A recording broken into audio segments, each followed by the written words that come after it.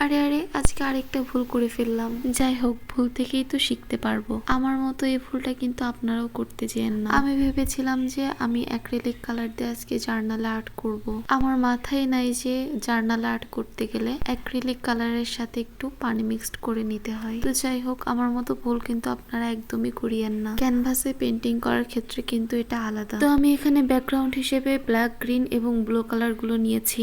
আর আজকে আমি যে কালার গুলো ইউজ করেছি এটা হচ্ছে মন্টমার্টের অ্যাক্রিলিক কালার। এরপর কালো রং দিয়ে ল্যাম্পপোস্ট আর গাছের ডাল আঁকবো। আমি সবসময় বিশ্বাস করি সুন্দর ছবি আঁকার জন্য অনেক জটিল কিছু জানার দরকার নেই। শুধু ধৈর্য আর নিয়মিত অনুশীলন করলেই ধীরে ধীরে নিজের দক্ষতা বাড়ে। সবশেষে ল্যাম্পের ভেতরে উষ্ণ হলুদ আর কমলা কালার দিয়ে যোগ করব। এই ছোট্ট আলোটাই পুরো পেইন্টিং এর সৌন্দর্য কয়েক গুণ বাড়িয়ে দেয়। আশা করি আজকের পেইন্টিংটি আপনাদের ভালো লাগবে। ভালো লাগলে অবশ্যই একটি লাইক করবেন এবং আপনার মতামত কমেন্টে জানাবেন। আর এমন আরো সহজ ও সুন্দর পেইন্টিং দেখতে আমার চ্যানেলটি সাবস্ক্রাইব করে পাশে থাকবেন।